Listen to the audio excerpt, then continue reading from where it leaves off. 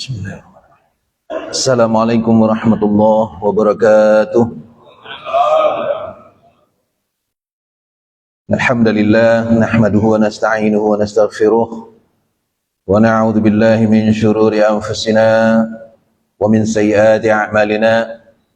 May yahdihillahu fala mudilla lahu wa may yudlil fala hadiya lahu. Allahumma shalli wa sallim ala sayyidina Muhammadin wa ala alihi wa sahbihi wa man tabi'ahu ila yaumil qiyamah. Alhamdulillah, kita bersyukur kepada Allah atas nikmat yang Allah berikan kepada kita sampai hari ini. Allah masih panjangkan usia kita, masih memberikan kita kesehatan yang luar biasa, jasmani dan rohani, tak ada kurang suatu apa. Dan Allah berikan kita hidayah yang menggerakkan kaki kita ke tempat yang mulia ini. Salawat dan salam kita persembahkan kehadiran Nabi besar sallallahu alaihi wasallam, Nabi yang Allah kirim kepada kita untuk mengajarkan manusia, mengembalikan manusia ke jalan yang benar. Setiap Nabi yang dikirim tugasnya sama, mengembalikan orang ke jalan yang benar. Karena memang sejak awal dilahirkan manusia itu berada di jalan yang benar. Kullu mauludin yuladu 'alal fitrah. Semua orang berada di jalan yang benar. Tapi kemudian melenceng, maka dikirimlah oleh Allah utusannya untuk memberitahu kalian sudah melenceng. Maka banyak-banyaklah kita bersolawat kepada Nabi Muhammad sallallahu alaihi wasallam. Apalagi ini hari Jumat, hari di mana dianjurkan kita memperbanyak sholawat. Yang sama-sama kita hormati Pak Geci, Tuhapet, Imam Gampung, Imam Masjid, Ketua Pemuda dan tokoh-tokoh masyarakat Gampung Lambu. Gure-gure kamu mendung nyoramirat hanjit tersebut sopo-sopo. Gure mendung itu, ya. Alhamdulillah. Mohon diizinkan saya berdiri sebentar di depan. Menyohanan izinkan luntren. Alhamdulillah, kita akan habiskan waktu sambil meniatkan i'tikaf. Mudah-mudahan sampai menjelang syuruk nanti kita berhenti. Insyaallah.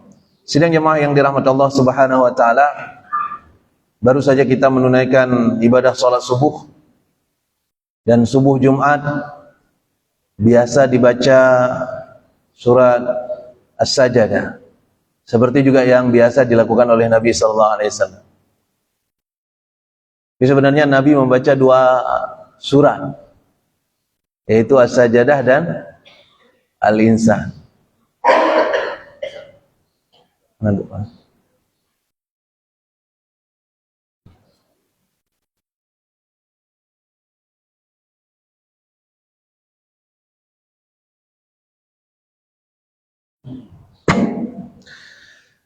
Biasanya Nabi membaca dua surat.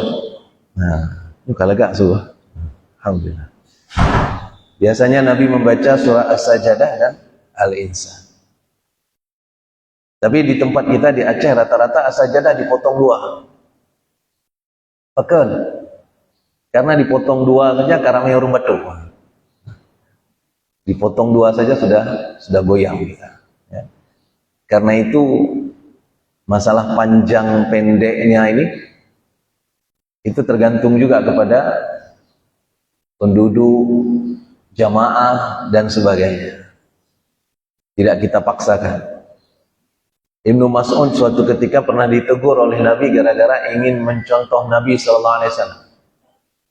Jadi pernah Ibnu Mas'ud berimam kepada Rasul sallallahu alaihi wasallam dan Rasul membaca surat Al-Baqarah. Bacaan Rasul itu luar biasa. Tadi Ustaz Aulia baca, itu aja sudah luar biasa. Rasul di atasnya lagi, ya. Rasul di atasnya lagi. Dan Rasul biasanya, menurut beberapa riwayat, membawa irama jiharkah. Ya. Jadi Ibnu Mas'ud menikmati itu di belakang. surat Al-Baqarah dibaca oleh Nabi, Ibnu Mas'ud menikmati sekali di belakang, menikmati sekali. Tapi kan panjang surah Al-Baqarah. Nah, setelah selesai sholat itu, Ibnu Mas'ud kemudian pergi ke suatu daerah, dan Ibnu Mas'ud kemudian ingin mencontoh persis apa yang dilakukan oleh Nabi. Nabi membaca surat Al-Baqarah, Ibnu Mas'ud pun waktu itu mengimami jamaah pada tempat itu. Ibnu Mas'ud mengingat, nyoku baca surat Al-Baqarah. Dibaca oleh Ibnu Mas'ud surat Al-Baqarah. Apa yang terjadi? Satu demi satu jamaah keluar. Satu demi satu jamaah keluar. Sehingga setelah imam selesai sholat, salam, Ibnu Mas'ud membalik badan. Begitu balik badan, hanya tinggal beberapa orang. Sehingga Ibnu Mas'ud waktu itu mengatakan, munafik kalian nih semua. Ya. Yang tadi keluar munafik. Mereka mendengar itu kemudian datang kepada Nabi menyampaikan, kamu munafik kamu ya Rasulullah. Kenapa? Mereka kemudian bercerita apa yang terjadi. Panjang sekali dibaca oleh Ibnu Mas'ud. Kami ada keperluan, kami ada permasalahan, sehingga kami tinggalkan Ibnu Mas'ud. Maka Nabi memanggil Ibnu Mas'ud. Apa yang kau lakukan? Kata Ibnu Mas'ud, aku ingin mencontoh seperti yang kau baca ya Rasulullah. Iya betul, tapi waktu aku imam, engkau jamaahnya. Waktu engkau imam, siapa jamaah? Itu sebabnya imam itu biasanya kan lihat dulu jamaahnya siapa aja yang hadir. Ya. Karena siapa yang hadir menentukan apa ayat yang kita baca, seberapa panjang dan sebagainya. Alhamdulillah, kita tadi salah satu ayat yang dibacakan oleh imam adalah ثم سواه ونفخ فيه من روحه وجعل لكم السمع والأبصار والأفئدة قليلا ما تشكرون. Allah bicara tentang bahwa Allah meniupkan ruh ke dalam jasad yang sudah Allah bentuk. Setelah ruh ditiupkan, kata Allah, wa ja'ala lakumus sam'a wal absara wal af'idah. Dan kemudian Allah fungsikan pendengaran, wal absar, penglihatan, wal af'idah, dan hati nurani mereka. Kata Allah kemudian, qalilan ma tashkurun. Sedikit sekali yang memfungsikannya dengan benar, kata Allah. Sedikit sekali yang mengapresiasi fungsi itu dengan benar.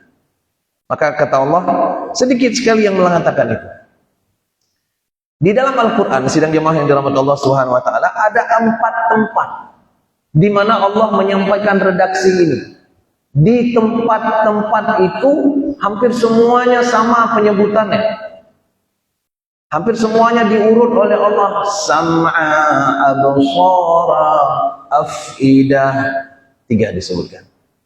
Ada di surat An-Nahl ayat 78. Ada surat Al-Mu'minun surat 78 juga, ayat 78 juga. Kemudian ada di surat As-Sajdah yang kita baru bacakan tadi di ayat ke-9. Satu lagi kita semua juga hafal. Qul huwallazi ansha'akum wa ja'ala lakumus sam'a wal absara wal af'idah qalilan ma tashkurun. Surat Al-Mulk ayat ke-23. Sidang jemaah yang dirahmati Allah Subhanahu wa Ta'ala, di antara 4 tempat yang Allah sampaikan bunyi yang seperti ini, ada 1 di antaranya yang Allah sebut bukan qalilan ma tashkurun, tapi la'allakum tashkurun. Yaitu di surah An-Nahl ayat 78. Kata Allah di dalam surah An-Nahl ayat 78, wallahu akhrajukum min butuni ummahatikum la ta'lamuna syai'a. Ketika Allah mengeluarkan kalian, dan Allah mengeluarkan kalian dari rahim ibu kalian, kata Allah, La ta'lamuna syai'a, kalian tidak tahu apa-apa. Wa ja'ala lakumus sam'a wal absara wal af'idah, dan kemudian Allah fungsikan pendengaran, penglihatan dan hati nurani. Kemudian kata Allah, la'allakum tashkurun, supaya kalian apresiasi yang Allah kasih itu dengan benar. Bagaimana cara mengapresiasi dengan benar? Bukan sekedar bersyukur bahwa telinga kita berfungsi, mata kita berfungsi, tapi difungsikan di tempat yang Allah maui. Allah sebutkan ini di surat An-Nahl ayat 78. Satu kali Allah menyebutkan la'allakum tashkurun, supaya kalian bersyukur, supaya kalian apresiasi, supaya kalian pakai dengan cara yang aku inginkan, kata Allah. 3 kali lagi Allah sebut tiga-tiganya dengan qalilan ma tashkurun, sedikit sekali yang betul-betul menggunakannya dengan benar. 3 kali. 1:3, skor 3-1. Seolah-olah Allah ingin menyampaikan kepada kita bahwa ini difungsikan pendengaran, penglihatan, dan hati nurani supaya kalian pakai. Tapi 3 kali Allah sebut, tidak banyak yang betul-betul pakai. Sehingga Allah ingin menggarisbawahi bagi kita bahwa tidak banyak yang betul-betul menggunakan ini semuanya. Sidang jemaah yang dirahmati Allah Subhanahu wa taala, pendengaran, penglihatan dan hati nurani, keren sekali agama Islam ini. Disebut duluan pendengaran, baru penglihatan, baru hati nurani. Kenapa bisa demikian? Hari ini ilmu pengetahuan membuktikan ternyata memang yang pertama sekali berfungsi pada manusia itu pendengaran. Maka bayi yang ada dalam janin, dalam rahim, janin yang ada dalam rahim, itu salah satu yang paling dia senangi adalah suara ibunya sendiri. Senang kali dia. Ibunya Imam Syafi'i itu sudah mulai mengajikan Al-Quran untuk calon imam yang ada dalam perutnya, Imam Syafi'i, sejak beliau masih hamil. Sudah mulai. Itu bedanya ibu-ibu dulu dengan ibu-ibu sekarang. Ibu-ibu sekarang kan lagu Korea kan, ya, lagu Korea. Jadi anaknya jago lagu Korea jadinya begitu lahir. Imam Syafi'i ketika lahir itu sudah mulai terinstall dengan Al-Quran, karena sejak awal sudah dibacakan oleh ibunya sejak dari kehamilan. Sidang jemaah yang dirahmati Allah Subhanahu wa taala, maka Allah suruh pakai tiga-tiga ini. Allah suruh pakai pendengaran, Allah suruh pakai penglihatan, Allah suruh pakai hati nurani, yang secara lebih luas kemudian mufassirin menyebutkan itu bukan saja perasaan, tapi juga pikiran. Jadi apa yang kita lihat, apa yang kita dengar, kemudian kita seleksi dengan pikiran dan hati nurani kita, baru kemudian kita ambil kesimpulannya. Dan Allah menyuruh kita untuk menggunakan itu habis-habisan. Allah menyebutkannya di dalam ayat yang lain, di surat Al-Qasas. Apa kata Allah? وَابْتَغِ فِي مَا آتَاكَ اللَّهُ الدَّارَ الْآخِرَةَ, maka bersungguh-sungguhlah kalian menggunakan semua yang Allah titipkan pada kalian. Fima ataqallah, dengan apa yang Allah kasih kepada kalian, habis-habisanlah kalian mencari daral akhirah, keridhaan Allah di hari akhirat nanti. Baru kemudian kata Allah, wala tansa nasibaka minad dunya, tapi jangan lupa kalian masih di dunia, supaya kita jangan melupakan kesehatan kita, melupakan kebutuhan-kebutuhan duniawi kita. Bagaimana caranya untuk menggunakan itu semuanya untuk mendapatkan apa yang Allah janjikan kepada kita di hari akhirat? Kata Allah, wa ahsin kama ahsanallahu ilaik, maka berbuat baiklah sebagus-bagusnya, sebanyak-banyaknya, seperti Allah telah berbuat baik kepada kalian. Allah menyebutkan gini supaya kita tahu cara menggunakannya. Jadi pendengaran, penglihatan dan hati nurani yang Allah sudah titipkan kepada kita tadi, Allah buat supaya kita bisa berbuat baik. Malah digarisbawahi lagi kemudian kata Allah, Wala tabghil fasada fil ardh, dan jangan kalian buat kerusakan dengan pikiran kalian. Maka bahaya sekali Bapak Ibu yang dirahmati Allah Subhanahu wa taala kalau ada orang cerdas tapi tidak baik. Bahaya sekali. Ketika bom atom dijatuhkan di Jepang ya, tahun 45. Itu kita baca dalam sejarah. Saya belum lahir waktu itu. Banyak yang belum lahir kayaknya. Ustaz Zamuri belum lahir juga waktu itu. Belum. Tahun 45. Kayaknya yang tahun 45 lahir sudah banyak yang sudah wafat sekarang, nggak ada lagi yang bersisa. Di tahun 45 itu dijatuhkan bom atom di Hiroshima dan Nagasaki di Jepang. Apa yang digunakan untuk dipakai di situ? Nuklir. Yang digunakan itu uranium. Uranium itu tenaga nuklir. Tenaga nuklir. Berapa banyak uranium yang dipakai? Tidak lebih dari 1 kilo, sekitar 1 kilo juga. 1 kilo uranium itu cukup untuk membasmi 2 kota sekaligus. Nagasaki dan Hiroshima. Siapa yang buat tenaga nuklir itu? Orang-orang cerdas. Tapi dia tidak memiliki keinginan untuk menyelamatkan hidup manusia. Orang-orang yang pendengaran, penglihatan, dan pikiran yang berfungsi dengan baik. Tapi dia tidak gunakan untuk jalan yang Allah ridhai di jalannya. Itu sebabnya sidang jamaah yang dirahmati Allah Subhanahu wa taala sangat berbahaya kalau ada orang cerdas tapi tidak dekat dengan Allah Subhanahu wa taala. Sangat berbahaya. Orang cerdas tapi tidak dekat dengan Allah Subhanahu wa taala, berbahaya sekali. Maka hari ini habis-habisan orang mencoba menginstall ke dalam institusi pendidikan karakter. Hanjik kimia bah gitu. Hanjik matematik bah gitu. Di Finlandia, Bapak Ibu yang dirahmati Allah, di Finlandia itu anak-anak SD tidak dipaksa untuk ngerti matematika, kimia, fisika, menghafal yang luar biasa. Apa yang diarahkan untuk anak-anak SD? Diajarkan supaya sabar mengantri. Diajarkan supaya ketika lampu merah betul-betul berhenti. Nggak penting ada orang atau tidak. Karena ini masalah kesabaran. Menghargai apa yang kita sudah sepakati sebagai peraturan. Semuanya seperti itu. Kalau kita kan peraturan, cara atau enggak? Ya kan? Ada peraturan, ada cara kejadian. Saya ingat dulu ada kawan saya waktu masih sekolah. Saya kebetulan sempat sekolah sebentar di Jerman dulu. Jadi ada kawan saya di sana itu kalau naik tren menyota pengut tiket mudah sekali kalau kita tipu tiket.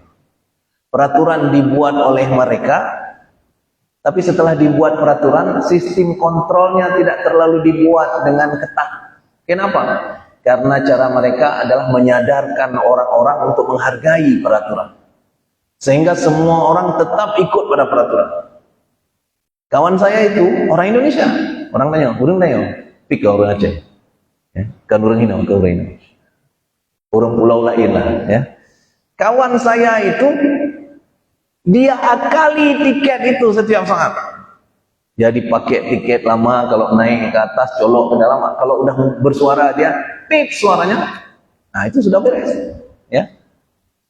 Kadang-kadang naik pengontrolnya, tapi berapa lama? Sebulan paling banyak 1 kali kita dapat pengontrol naik ke atas.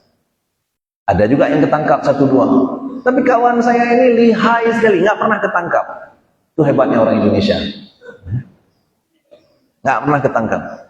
Saya tanya kepada dia, kenapa dia nipu tiket itu termasuk ketika dia pergi ke Jumat. Jadi pergi Jumatan, pergi ke masjid dari kampus, dia naik tram, tapi tiket tipu. Ya. Saya bilang sama dia, kenapa ditipu tiketnya? Kenapa nggak beli saja? Harga tiket waktu itu 2 euro dulu. Apa kata dia? Kan nggak apa-apa kita tipu orang Jerman, dia makan babi kok. Ada hubungan jika Jokowi dengan tanya hubungan ya? Ada hubungan sebenarnya. Tapi itu dilakukan oleh orang. Dan hari ini itu menjadi mental. Termasuk hari ini orang berusaha bahkan curang untuk naik haji ke Baitullah. Padahal mau naik haji ini, mau naik haji, tapi berusaha habis-habisan untuk potong antrian. Ya, mau naik haji ini, diajari lagi. Kajak kedeh kajuk peng di nong, ya. Wallahu a'lam, mudah-mudahan nggak ada lagi praktek-praktek ini sekarang. Ya, berharap sekali kami pada instansi terkait untuk menjaga kemurnian niat dan keikhlasan jamaah. Mau naik haji kita, mau naik haji. Padahal dalam Islam sidang jamaah yang dirahmati Allah Subhanahu wa taala, konteksnya dalam Islam itu adalah la yu'minu ahadukum hatta yuhibbu li akhihi kama yuhibbu li nafsihi. Ya. Kamu itu belum sampai pada beriman kalau belum mencintai orang lain seperti kita mencintai diri kita sendiri. Itu sebabnya Allah menyuruh tadi wa ahsin kama ahsanallahu ilaik. Berbuat baiklah dengan apa saja yang Allah titipkan kepada kalian seperti Allah berbuat baik kepada kalian. Wala tabghil fasada fil ardh. Jangan berbuat kerusakan di muka bumi. Sidang jemaah yang dirahmati Allah Subhanahu wa taala, maka karena Allah menggunakan kata wabtaghi fima atakallah, wabtaghi itu berasal dari kata baghaya yang artinya berusaha dengan kesungguhan yang sangat tinggi untuk mendapatkan itu. Jadi seolah-olah Allah mengatakan pakai semua kemungkinan yang kalian punya untuk dapatkan itu. Pakai semua kemungkinan yang kalian punya untuk mendapatkan itu. Dan ini seperti kompetisi. Siapkan habis-habisan, tapi dengan siapa kita berlomba? Kita berlomba dengan diri kita sendiri. Maka ketika Allah bicara tentang lomba berbuat baik di dalam Al-Quran, apa yang Allah sebutkan di awalnya, Allah sebutkan itu misalnya di dalam surah Al-Maidah. Ada beberapa ayat yang bicara tentang fastabiqul khairat, berlomba dalam kebaikan. Tapi salah satu di antaranya ada di surah Al-Maidah. Kata Allah Subhanahu wa taala, likulli ja'alna minkum syir'atan wa minhaja. Setiap umat, kata Allah, setiap umat itu Allah kasih jalan dan sinar tersendiri. Untuk apa? Untuk berlomba. Jadi semua orang diberikan oleh Allah potensi khusus masing-masing. Itu setiap umat. Setiap orang begitu juga. Kemudian kata Allah, "Walau sya'allahu laja'alakum ummatan wahidah." Kalau Allah mau, Allah bisa buat kita nggak ada bedanya. Allah arahkan semuanya ke arah yang sama. Kalau Allah mau. Kalau Allah mau, kita bisa dijadikan oleh Allah satu umat saja. Semua arahnya sama, semua sinarnya sama, semua cara pikirnya sama, semua melihat hal yang sama, semua mendengar hal yang sama. Kalau Allah mau, Allah bisa buat itu. Kemudian kata Allah, "Walakin liyabluwakum fima atakum fastabiqul khairat." Tapi Allah ingin menguji kalian fima atakum. Tapi Allah ingin menguji kalian dengan apa yang Allah kasih kepada kalian. Maka Allah kasih beda-beda kepada kita. Ya, fima atakum, dengan apa yang Allah kasih kepada kalian, Allah ingin uji. Fastabiqul khairat, maka dengan apa yang Allah kasih itu berlombalah untuk kebajikan, untuk berbuat baik. Sidang jemaah yang dirahmati Allah Subhanahu wa taala, ada kisah bagus untuk ini. Suatu ketika Rasul sallallahu alaihi wasallam didatangi oleh orang-orang miskin. Jadi orang-orang miskin ini datang kepada Rasul sallallahu alaihi wasallam dan mereka komplain, "Ya Rasulullah, kami kan orang miskin ini rasanya cemburu kami sama orang-orang kaya." Kenapa, kata Rasulullah? Orang kaya punya kesempatan bersedekah banyak-banyak. Kami nggak ada uang, ya. Kami nggak ada harta untuk kami sedekahkan. Kemudian Rasulullah SAW menyampaikan kepada mereka, "Mau aku kasih tahu rahasia? Bahwa dengan amalan itu kalian seperti bersedekah seperti mereka." Oke, kita mereka. Dikasih tahulah oleh Rasulullah SAW dan kita amalkan itu hari ini. Nah, itu berarti yang mengamalkan hari ini orang miskin. Ya. Apa itu? Subhanallah 33 kali setelah sholat. Ya. Alhamdulillah 33 kali setelah sholat. Allahu Akbar 33 kali. Dan tutup dengan la ilaha illallah dan seterusnya. Itu diajarkan oleh Rasulullah. Mereka senang, mereka pulang, mereka amalkan itu. Cuma lama-kelamaan informasi itu didengar oleh orang kaya. Orang kaya ikut buat, ya. Datang lagi nih orang miskin kepada Rasulullah. Ya Rasulullah, yang kaya pegot sih. Orang itu juga sudah buat. Jadi apa kelebihan kami sekarang? Mereka sudah buat, yang kami buat. Padahal dulu mereka nggak buat. Rahasia ini. Alih bocor rahasia ini. Mereka sudah buat. Jadi Rasulullah SAW kemudian menyatakan. Ini dalam hadis yang sangat sahih. Kata Rasulullah SAW, "Dzalika fadlullah yu'tihi may yasha." Itulah karunia Allah, Allah kasih kepada siapa saja yang Allah mau. Itu sebabnya sidang jemaah yang dirahmati Allah Subhanahu wa taala, kita nggak boleh iri dengan apa yang Allah kasih kepada orang lain. Kenapa? Karena nilainya nanti beda. Sekarang orang yang kaya raya itu terlihat bagaimana gitu kan. Tapi nanti di hari akhirat lebih banyak pertanyaan mereka daripada kita. Itu kayak kita masuk supermarket juga. Kita masuk supermarket, kalau banyak kita masuk ke dalam keranjang, lama kita di kasir. Ya. Tapi coba masuk supermarket, jangan ambil apa-apa. Itu di depan kasir lewat aja. Lewat aja di depan kasir. Ya. Jangan ambil apa-apa. Jangan ambil apa-apa. Jadi orang yang nggak dikasih apa-apa oleh Allah Subhanahu wa taala itu justru paling gampang nanti di hari akhir ini. Saya di daerah saya tinggal itu ada satu jamaah. Jamaah itu tidak begitu normal. Badannya besar, dia tidak begitu normal. Jadi kalau sholat bersama kami, dia tapi sholat 5 waktu di masjid. Dia yang paling pertama datang ke masjid. Ya. Nanti yang perlu tahu masjid mana, WA saya. Dia yang paling pertama datang ke masjid. Apa yang dia lakukan? Dia kadang-kadang kalau sholat, kalau rukuk, imam i'tidal, dia nggak i'tidal. Kemudian imam sujud, dia dari rukuk langsung sujud. Ya, mungkin dia pikir si atu kata sujud, udah bedoh malam. Ya, kita sujud aja terus. Jadi model-model begitu. Dia sholatnya memang kurang pas orangnya. Ya, omongnya ini bagus dan sebagainya. Tapi sidang jamaah yang dirahmati Allah Subhanahu wa taala, itu artinya apa? Allah tidak menitipkan kepadanya kecerdasan kepada orang rata-rata. Sehingga dia jauh lebih dimudahkan oleh Allah di hari akhirat nantinya. Saya bahkan menyangka dia adalah salah satu yang insya Allah akan menjadi penduduk surga. Sholatnya 5 waktu di masjid, tapi sholatnya nggak pas, ya, karena dia memang tidak dititipkan pemikiran untuk membuat aktivitasnya pas. Orang-orang kadang-kadang membuli dia, tapi saya sampaikan kepada dia setiap saat. Kenal ini siapa? Saya tanya. Kenal, kata dia. Siapa namanya? Ustadz Maulana, kata dia. Oke. Kalau nanti ketemu Allah, tanya sama Allah Ustadz Maulana di mana. Ya. Kalau kamu nggak dapat Ustadz Maulana di surga, minta sama Allah kamu menjemputnya. Mau? Mau, kata dia. Ya. Setiap saat ketemu sama dia, itu yang saya titip. Sama orang-orang kayak gitu, titip pesan.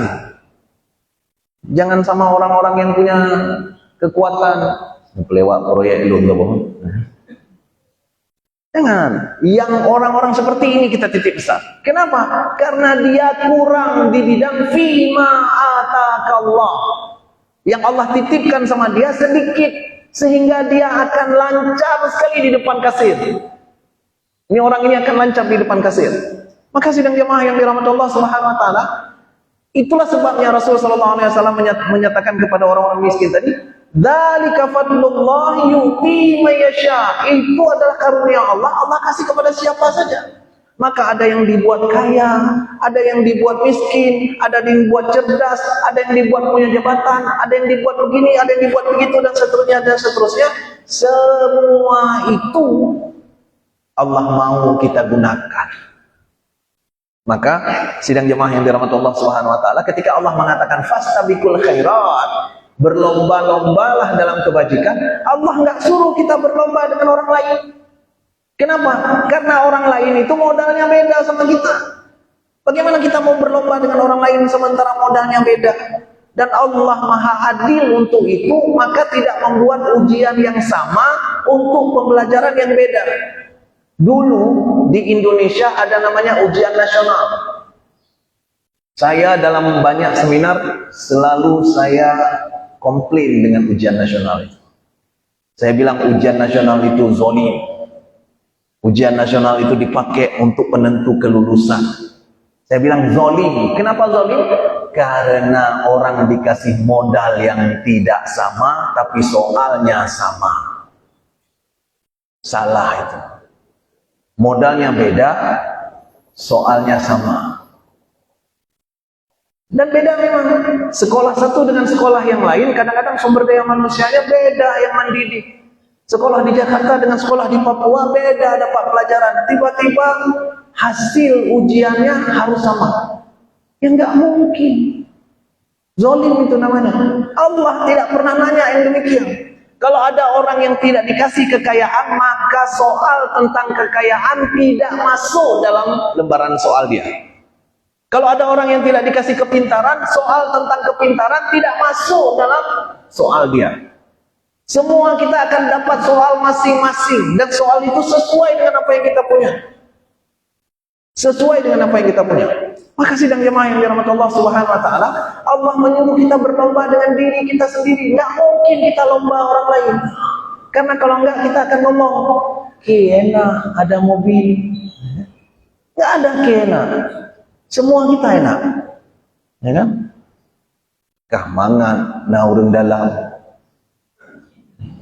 Kamu bakso begahai, nggak ada itu, nggak ada itu. Coba kalau seandainya ada orang dalam, kenapa Abu Thalib tidak masuk Islam? Padahal Abu Thalib punya orang dalam, sangat dalam orangnya. Dan orang dalam itu mencintai Abu Thalib lagi. Siapa orang dalam itu? Muhammad sallallahu alaihi wasallam. Ya. Bahkan Muhammad kena tegur dari Allah karena memaksakan kehendak supaya Abu Thalib beriman. Apa kata Allah? Innaka, langsung kamu Muhammad, kamu satu orang. Innaka la tahdi man ahbabta, walakinna Allah yahdi man yasha. Muhammad, kamu tidak bisa memberi hidayah kepada orang yang engkau cintai sekalipun. Allah yang akan pilih orang-orangnya.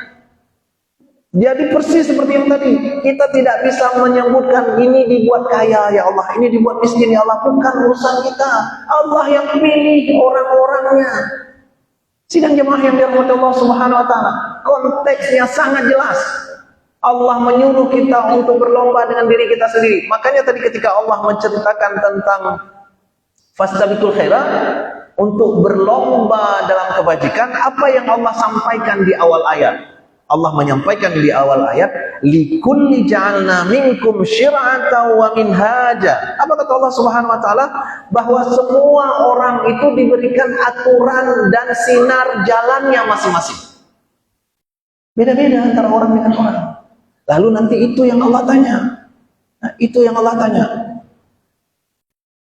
Abdullah bin Ummi Maktum itu suatu ketika nanya kepada Rasulullah, "Ya Rasulullah, aku kan buta. Apakah aku juga harus datang sholat subuh dan sholat isya ke masjid kalau azan berkumandang?" Kata Nabi SAW, kau dengar azan, azannya sampai enggak ke telingamu. Kata Abdullah bin Ummi Maktum, sampai ya Rasulullah, kalau sampai datang. Jadi ada orang-orang yang nggak sampai azan ke telinga dia.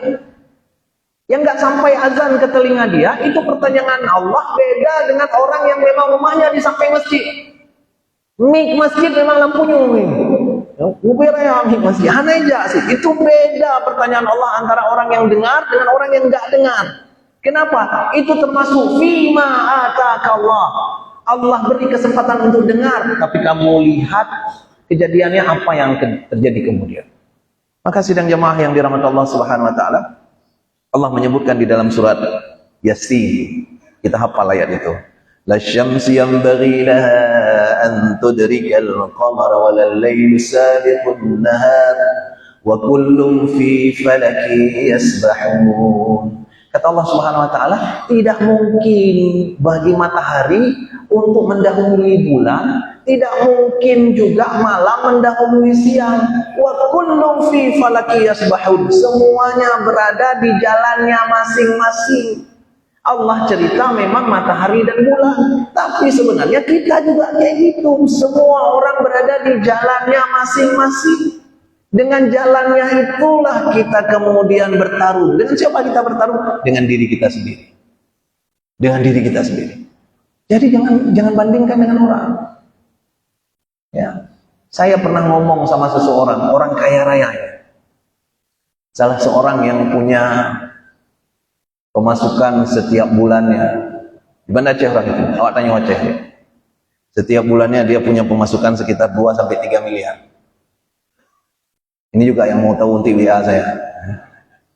Kadang rencana menculok proposal kan. Ya. Jadi beliau ini ngajak saya ngopi ke rumahnya. Kami duduk di belakang rumahnya, di taman rumahnya itu. Lama kami ngopi, 2 jam lebih. Ngopi panjang, ngomong berdua, karena berdua tidak terlalu banyak hal yang kami ceritakan selain fokus pada beberapa hal saja. Saya cerita tentang dakwah. Saya cerita tentang bahwa semua orang wajib ikut kontribusi dalam dakwah. Apa kata beliau? Itulah Ustaz, saya sudah berusaha belajar agama. Saya pengen kayak Ustaz berdiri juga di depan, menyampaikan dakwah kepada orang. Oh bukan gitu. Kenapa? Karena ada orang yang dikasih oleh Allah cara bicara yang tidak dikasih sama orang lain. Pakai cara bicara itu untuk berdakwah. Ada orang yang nggak dikasih cara bicara. Belum bicara udah pingsan dia. Ya. Baru maju ke atas sudah pingsan. Ada orang yang seperti itu, tapi dia dititipkan oleh Allah harta yang sangat banyak. Allah mau dengan harta itulah dia bertarung. Dengan harta itulah dia fa'ahsin kama ahsanallahu ilaika. Dengan harta itulah dia berbuat baik. Kenapa? Karena kullum fi falaki yasbahun. Semua kita ada jalannya masing-masing. Jadi nggak perlu semua orang harus berdiri di depan untuk menyampaikan dakwah. Maka saya ingin puji ini, ada puji Widika, ya, Ustaz Abdul Salam. Mana kebi leron? Kita mau puji beliau nih ya. Jadi beliau sempat sampaikan ke saya, suatu ketika saya ceramah subuh Jumat kayak gini juga di salah satu masjid ini ramai. Waktu itu nggak ramai. Mudah-mudahan Ustaz Abdul Salam masih ingat itu percakapan saya dengan beliau. Waktu itu nggak ramai. Jadi saya tanya sama beliau, Ustaz, kenapa Ustaz masih tetap bersemangat untuk mengkoordinir ini subuh Jumat berkah ini? Padahal subuh Jumat berkah ini relatif kurang ramai dibanding misalnya BBC yang ramai, Arafah atau apa yang lain, ya kan? Ini relatif kurang ramai bukan apa-apa. Yang pertama hari Jumat dia. Kan orang akan keluar untuk ke kantor dan sebagainya. Apa kata beliau? Ini kata-kata beliau yang ingin saya kutip. Kata beliau adalah, nggak penting bagi saya berapa orang yang datang. Yang penting bagi saya adalah saya tidak bisa berdiri di depan kayak Ustadz untuk menyampaikan ceramah. Saya juga nggak bisa jadi imam. Yang saya bisa cuma hubungi orang aja. Itulah yang saya lakukan, kata beliau. Pokoknya di mana ada peluang saya berbuat baik, saya akan lihat potensi apa yang bisa saya punyai, yang bisa saya pakai untuk mendapatkan kebaikan. Begitulah yang Allah mau. Itulah yang Allah maksud dengan fa'ahsin kama ahsanallahu ilaika. Maka dengan apa yang Allah kasih kepada kita, berbuat baiklah. Tidak mesti ikut-ikutan seperti orang. Karena orang itu beda-beda dikasih oleh Allah Subhanahu wa ta'ala. Tadi Ustaz Aulia jadi imam, kan enak kita dengar. Kalau Ustaz Zamhuri jadi imam, kan enak kita dengar di belakang. Kadang menyolong dong imam itu kan. Baca terlalu baca, pekan hana pabi. Di kampung saya ada orang yang memang ada jamaah yang memang langsung ngomongnya. Itu dia ngomong kepada ada imam satu. Dia ngomong, Ustaz, dek panjang-panjang baca ayat. Kata jamaah nih pada imam. Kata Ustaz ini, hai gok panjang sih. Igok, ku dengar. Itu kata jamaah. Igok, ku dengar. Menyodron dek panjang-panjang. Baca kupun dong gaji. Jadi sidang jamaah yang dirahmati Allah Subhanahu Wa Taala. Kenapa? Karena kita dikasih potensi oleh Allah memang beda-beda. Ada nenek-nenek di Jawa, Bapak Ibu yang dirahmati Allah Subhanahu Wa Taala. Dia tidak bisa jadi imam, dia tidak bisa jadi penceramah, dia tidak punya harta untuk disedekahkan. Apa yang beliau lakukan setiap harinya? Beliau sudah tua, umurnya 86 tahun. Setiap sore waktu asar mau datang, beliau pergi ke masjid bawa sapu lidi. Disapu halaman masjid. Tiap hari seperti itu. Oleh Bilal masjid dilihat itu. Bilal masjid cara berpikirnya beda. Apa yang dipikir oleh Bilal masjid? Ya sayang. Nenek-nenek sudah tua masih nyapu kayak gitu. Sehingga besoknya sebelum nenek itu datang dia sapu duluan. Dia sapu duluan. Maksudnya bebehek neneknya gitu. Supaya nenek itu jangan capek nanti. Waktu asar nenek itu datang teriak nenek. Apa kata nenek? Ya Allah, siapa yang ambil pahalaku hari ini? Itu dia. Ya. Siapa yang ambil pahalaku hari ini? Soplaku yo. Nyo pahalalon ku pakai acok lewakah. Nah, begitulah kira-kira. Jadi sidang jamaah yang dirahmati Allah Subhanahu Wa Taala, semua kita dikasih oleh Allah tadi minhaja. Jalan untuk ke situ. Untuk berbuat baik. Tinggal kita lihat saja apa yang bisa kita lakukan. Ini ada Ustaz Ferry di sini. Beliau tidak diangkat menjadi humas kajian. Tapi beliau inisiatif sendiri. Setiap ada informasi kajian di-share kemana-mana, Sekarang udah resmi. Ya, udah resmi humas untuk ya subuh-subuh keliling ini beliau. Ya. Kenapa? Karena itu yang beliau pikir beliau bisa. Jadi sidang jamaah yang dirahmati Allah Subhanahu Wa Taala, kalau itu yang kita pikirkan, betapa semua kita dilingkupi oleh kebaikan. Semua ada yang kerjakan. Semua ada yang kerjakan. Tapi kayak pulain minimal kalaupun tak mampu berbuat kebaikan, kata Allah, wala tabghil fasad fil ardh.